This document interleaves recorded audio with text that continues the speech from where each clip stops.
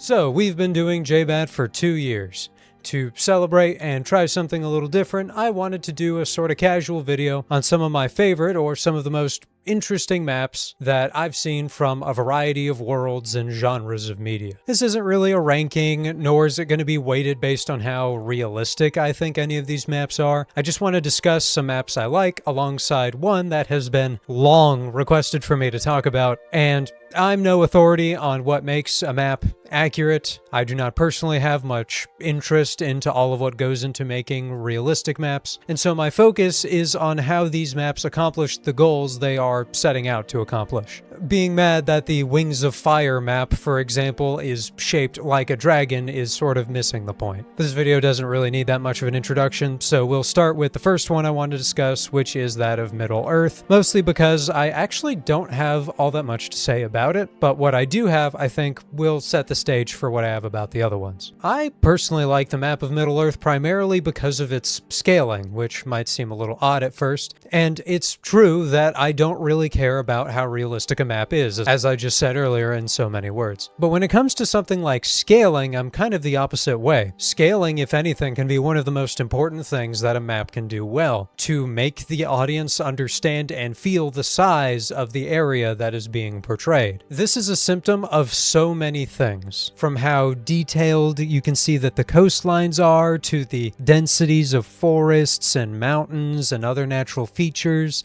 and even, and surprisingly pronouncedly, even just changing the size of the names of things that are on the map will change the feeling of scale in that map by so much. Middle-earth hits this nice balance primarily because we can tell that it's part of some unidentified larger continent. We're aware there are other lands far off to the west, lands within reliable sailing distance even, but we're focused on this specific area. Middle-earth is a somewhat depopulated world. Rohan and Gondor as the main human kingdoms only have a few settlements apiece, and the whole world has this feeling of being both big but also comprehensibly small.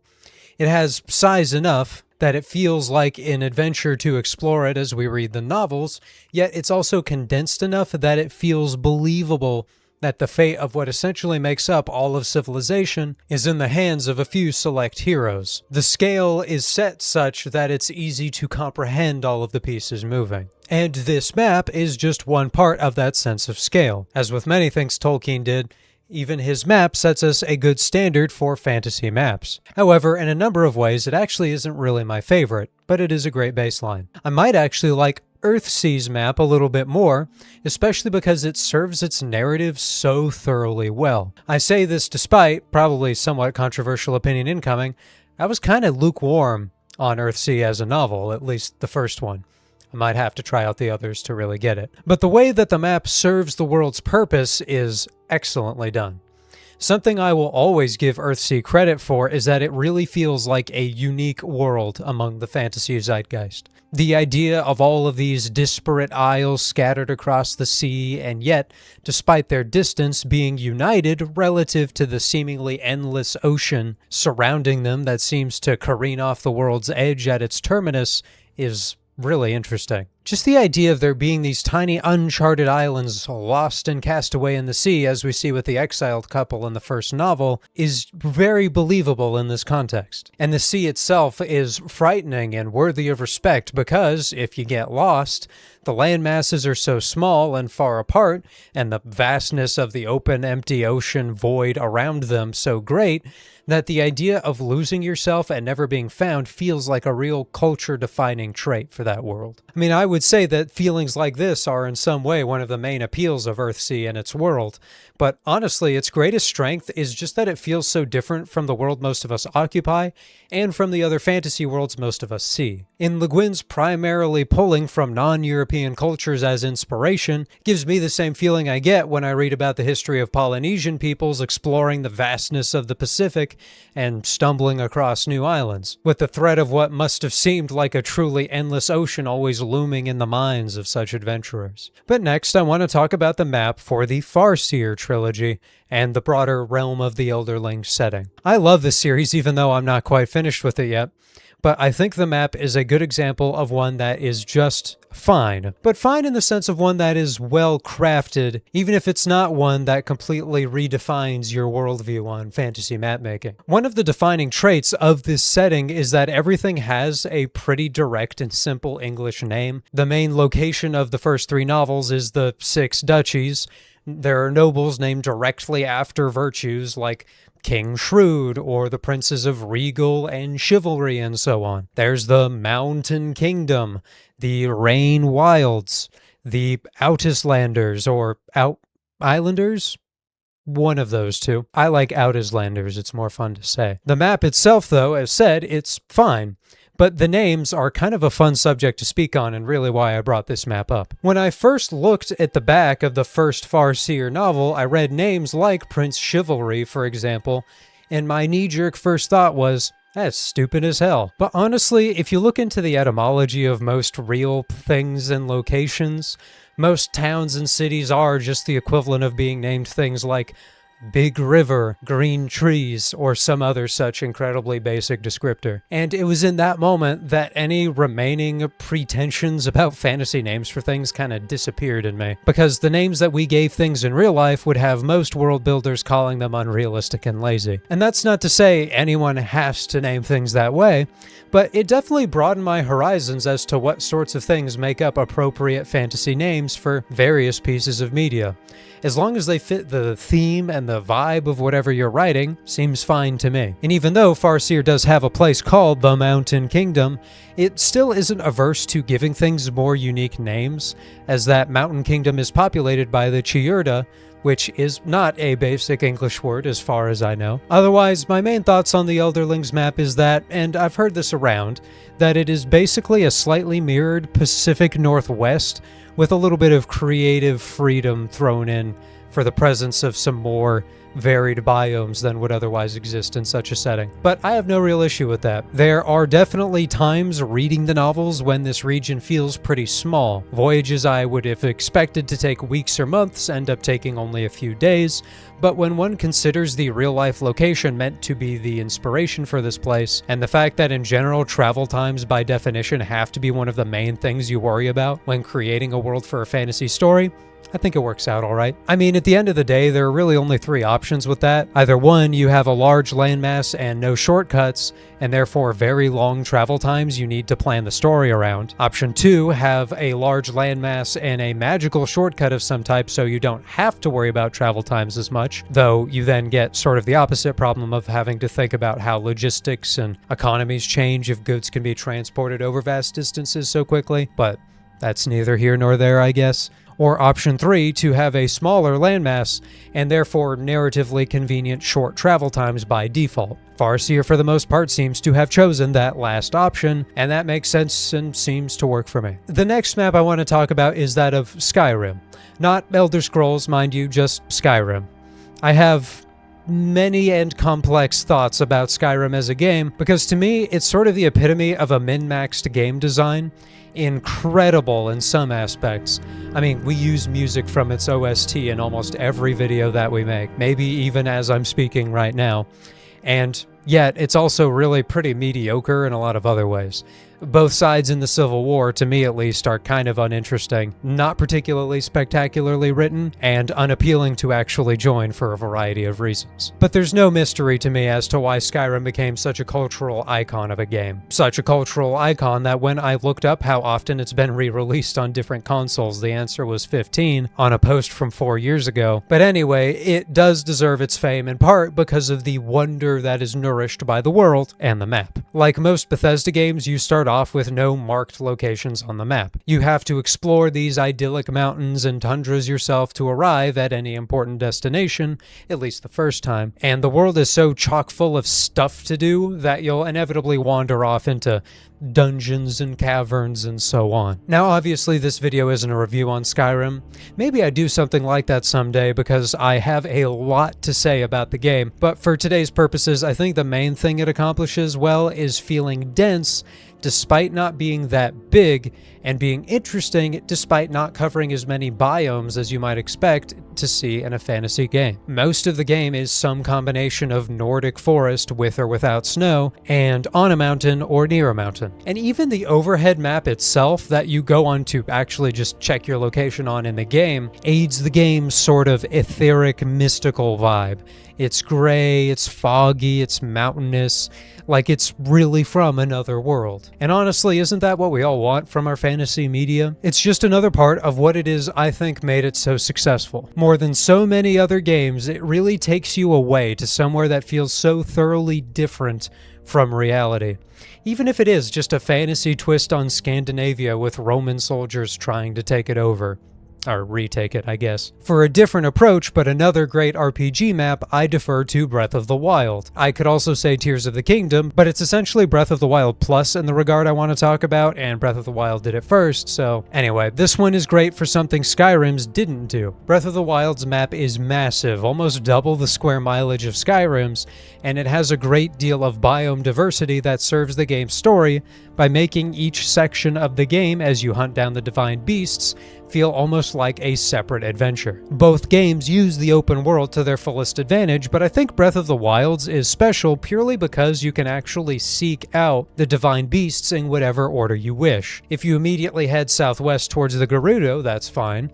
Northeast towards the Goron, that's also fine. Skyrim's open world succeeds because there's so much in it to accidentally discover and lead to all sorts of small stories. Breath of the Wild's is great because you actually feel free to explore it and tackle the game's story at your own pace and at your own discretion. I might also go so far as to say, and I think this has always to an extent been an appeal of the games in this series, that Breath of the Wild captures that Tolkien-esque, vast yet comprehensible, populated but sparse feeling. The different peoples of Hyrule in Breath of the Wild usually only have one or two home-based towns where people live, even if you'll find members of the different groups scattered around. For the most part, you get the feeling of a world that is ancient with lost ruins and sun-bleached bones of massive creatures that evoke some of the same feelings that the best of Middle-earth did. But I'd say I might even prefer that feeling in my personal favorite Zelda game, Skyward Sword. Its map is, as it seems to me, almost entirely a gimmick to allow for the flying sections,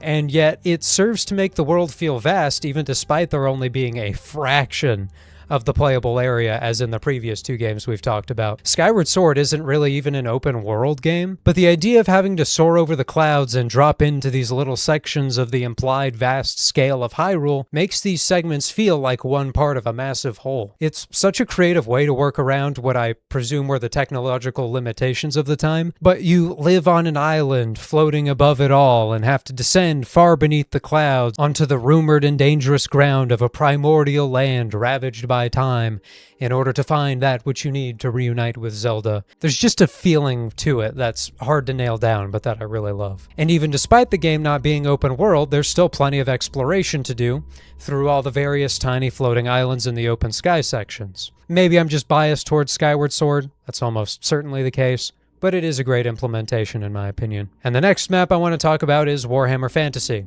I couldn't not talk about it, of course, because I talk about the setting all the time. If you look at a world map of Warhammer Fantasy, it'll become abundantly clear that it is basically a slightly adjusted form of Earth's map with a donut in the Atlantic for the elves to live on. Is it the most inventive design for a world map? No, but in a way, it contributes to the vibe of the world. Warhammer Fantasy is built, especially originally, off of parodying both reality and other fantasy worlds.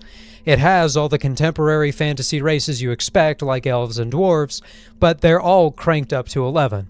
The dwarves don't just live in the mountains, but the impossibly vast, 2-continent-spanning World's Edge Mountains that literally bisect the old world, essentially. The elves of the forest don't just live in the woods somewhere, but for the most part they occupy Athol Loren, place purpose-built to recreate the experience of an American soldier in Vietnam for any interlopers that find themselves intruding there. The high elves occupy Ulthuan, this massive and idyllic island that is even said to float upon the sea rather than being anchored to the ground. And of course, the fact that the Dark Elves are basically Canadians is funny, but also legitimately fits with the way the world was designed. To the northwest, in Nagaroth, you have what was originally a not all that populated land that bordered the Chaos Wastes, which kind of just run across the top. It's very cold and inhospitable, and so where better to put your maple syrup drinking evil elves? One of those details I may have just made up on the spot, but that's basically accurate. One could argue that Warhammer Fantasy's map is sort of incomplete. In a sense, there are many parts of it that we basically never see. Koresh is just a set of ideas. Ind and Nippon are extremely basic attempts at India and Japan equivalent cultures that were never really fleshed out.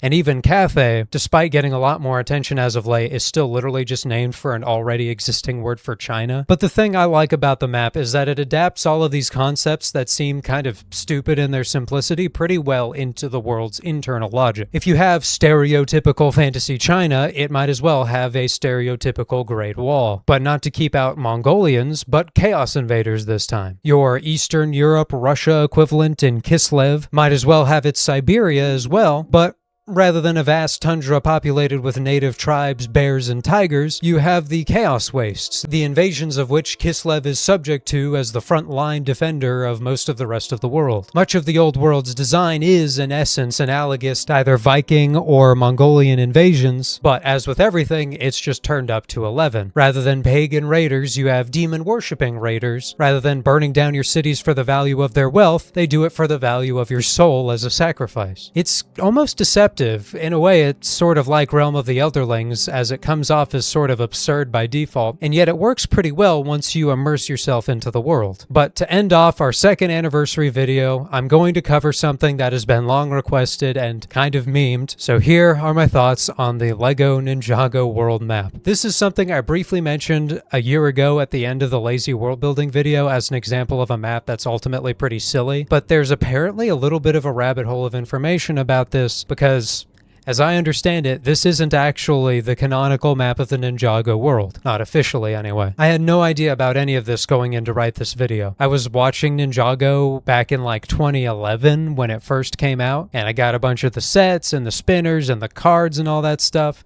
I was big into Ninjago for a little while, and I watched the show until like Lloyd became the Green Ninja and maybe a season after that. But all the stuff that's come out after that, the video games, the movies, and all that sort of thing was sort of past my time with the franchise. But as it turns out, even though there are a variety of maps from the show depicting various parts of Ninjago, it seems there isn't a complete canon map of everything, with some that portray this eastern portion seeming to be canon, but this full product is a fan creation made by Reddit user Joshua D17. The crazy thing is that apparently he actually got help from the series' co-creator Tommy Andreasen to place different locations on the map. So, as a commenter on that thread said, it might not really be series canon, but it is canon to the interpretation of one of the show's creators, which might be as good as it's gonna get. And that's pretty cool, so I'm not gonna tease the map as I might have done before, and honestly, I probably would have, because sure, the map isn't realistic, but honestly, looking at it now, it's a pretty neat design for a series with the tone and style of Ninjago. It's two dragons, a light one and a dark one, inverted and across from one another. It fits the very pop culture-y 13-year-old boy, samurai and ninjas are so cool, and they just cranked that aesthetic up to 11, and it's that vibe that made Ninjago what it was. So honestly, my review of the LEGO Ninjago map is 4 out of 5 Spinjitzu Masters, with one of those 4 coming from it being a fan creation to give the series an actual overall map. As a last note about that, apparently this map exists to connect Ninjago with some of the other LEGOverse worlds lands, but I haven't discovered the provenance of this one, so I may be missing something. But anyway, that'll be it for the video today. Thank you for watching me talk a bit about maps I like, and thank you for 2 years of support. Anyway, if this sounds like a place you want to be, we have a Discord if you want to hang out with my editor and I, and a Patreon if you're crazy enough to want it, where we post all our videos early. As we close out, I'd like to give a special thank you to our patrons, Shadowrunner, Sonny, Isaac Parrott, Raymond Dunn, Sadako, Cavalier, Sazabi, and Shieldmaid Fenya of the Knights of the Inner Circle, Vion and Jody on Void, our Knights, and Greer, TOW, Craig, Victoria Lauren, and Noah, our loyal squires.